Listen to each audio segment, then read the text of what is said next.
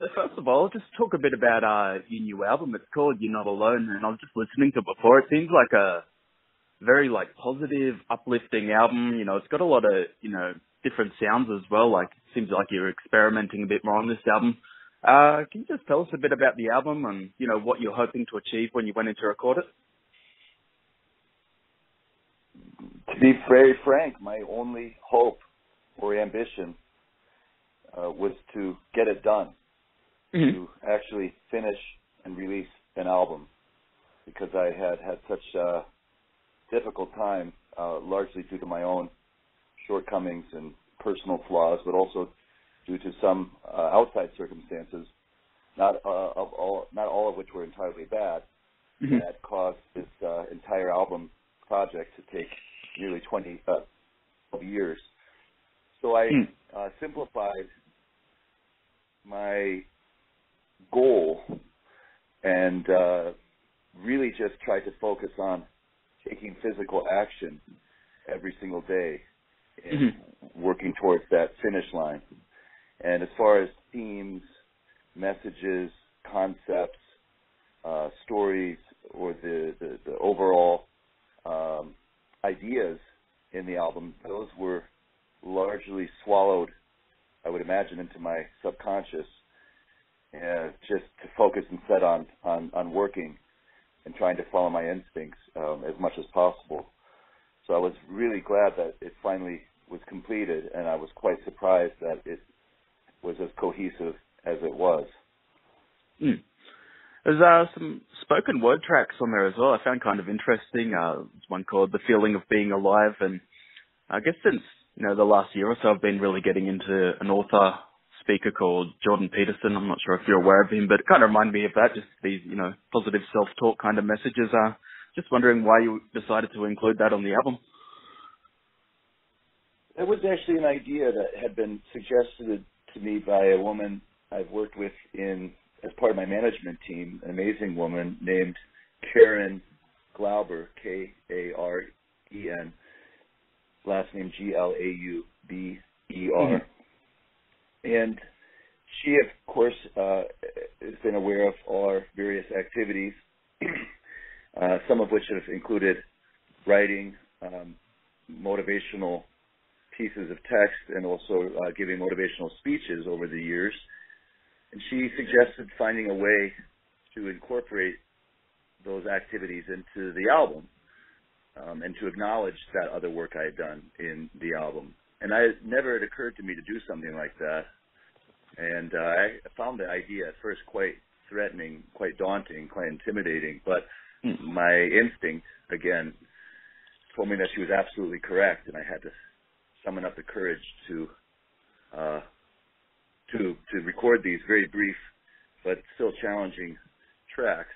I did it at the very last second. I suppose I procrastinated literally to the last second when we were in the mastering portion of the album finalizing process, where it was either do it or there won't be a chance to do it. And I recorded them very quickly off the cuff and barely could bear listening back to them. But essentially what I talked about in all three of those tracks was more or less the mindset that I found myself in and the pep talks I gave myself over the course of the album recording, over all those years.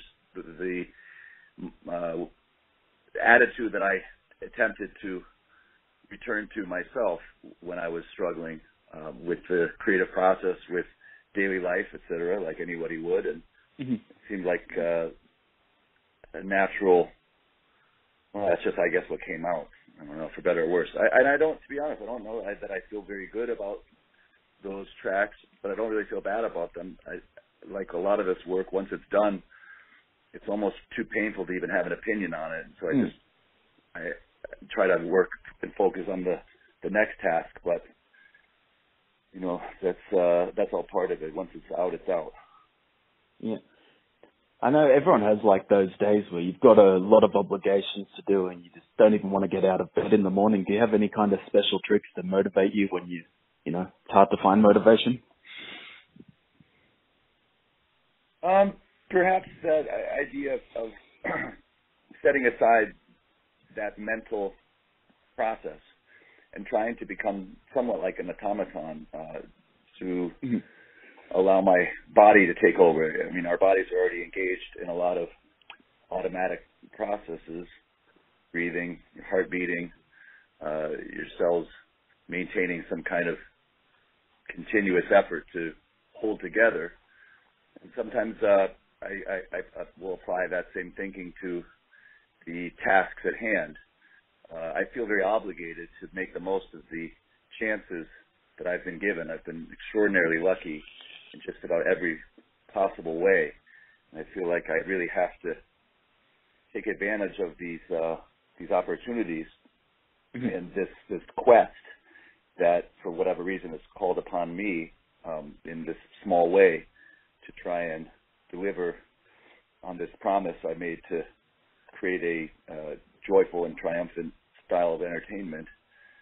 And it's good sometimes to have a promise. You know, sometimes if you have a promise, that's a type of pressure that is supposed to remove your own momentary lack of willpower from the equation. That it's not a matter of choice at that point. It's a matter of commitment, and that can be very helpful, I found.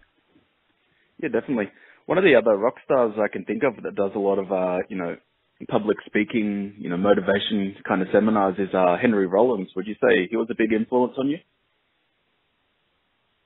Oh, well, I've always admired his work as a singer in Black Flag, and I'm definitely very familiar with the fact that he's been doing all kinds of stuff over all the years.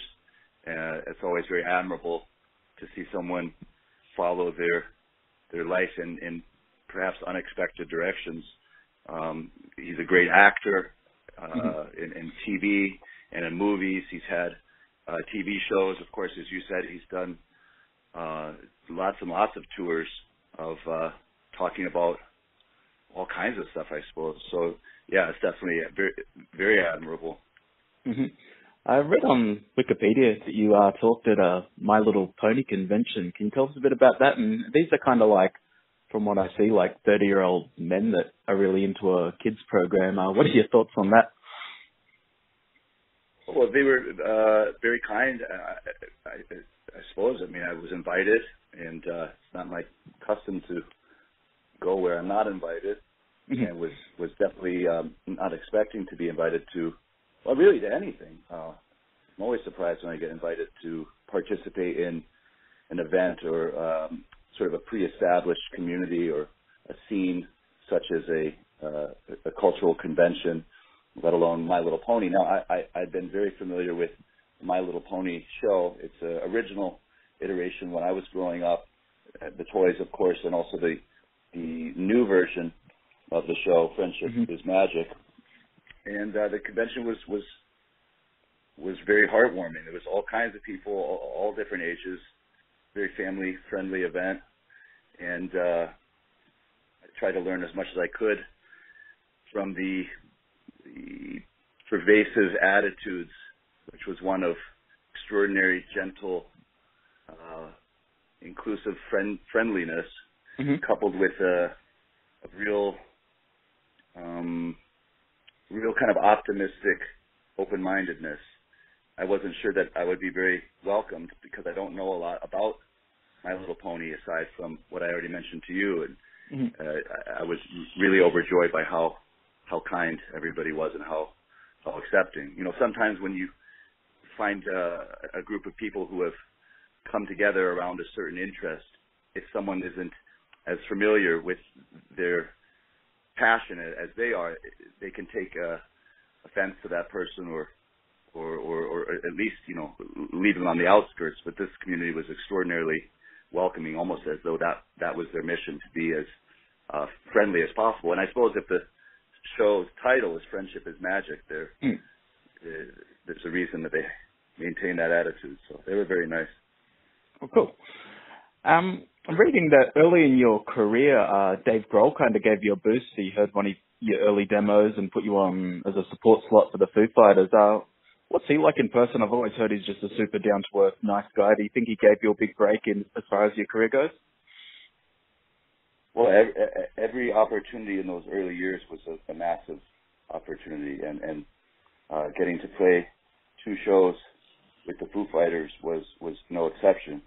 I didn't have a band yet, so I just played by myself, and I thought it was really daring and adventurous of Dave Grohl and the Foo Fighters to even allow someone that didn't have a band to perform before they went on stage. So I thought they were quite, they took a big risk in opening their show like that. The audience, I actually think the audiences were quite disappointed with what I presented, and I don't blame them.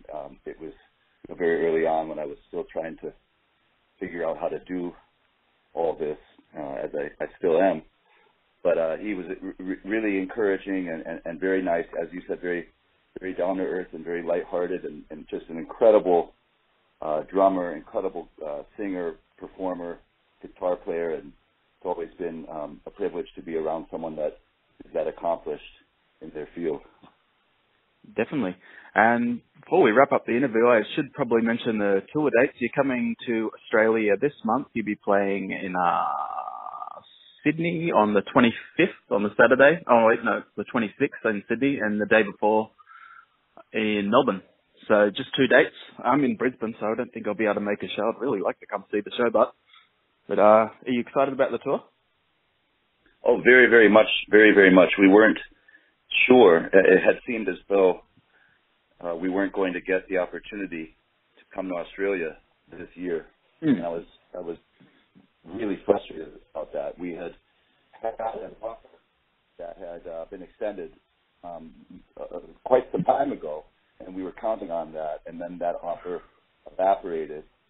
So we had more or less resigned ourselves to the very real possibility that it just wasn't going to happen. And when this offer for these 2 shows came in, we didn't hesitate and jumped right on it. I was so relieved that we were going to finally get a chance to return to Australia, because we haven't played there as much as I would have hoped over all these years. So I suppose many people would say it's just because it's very far away, but that's really no excuse. And it's always been a tremendously rewarding time, a really, really amazing vibe, unique in all the world. And I hope that this is, the beginning of a more consistent presence for us in the Down Under land. Definitely. Should be a cool tour. And you've got a live band as well. Now, I know that you play all the instruments on your albums, but with, the session musicians, do they played exactly how you played, or do they kind of put their own spin on the music as well? Oh, they always play it better. They play it better than I do. The band, I've been playing with some of the people in my band since 2000, and they're my best friends at this point. As much as it's presents, you might call a solo act, Andrew WK, with my name being the name and my image being presented most prominent. My dream, as I said, even going all the way back to the beginning, was to always have a band. And I didn't always have good luck in assembling one. A lot of people I wanted to be in my band that I asked did not want to be part of it for all kinds of reasons, plenty of very good reasons. But somehow, eventually, the party gods graced me with this incredible group of people, and getting to play with them is really a type of joy that I've never expected I would get to experience. Awesome. Well, I hope you have a really good tour, and I'm hoping I can come see the live show one day if you come back.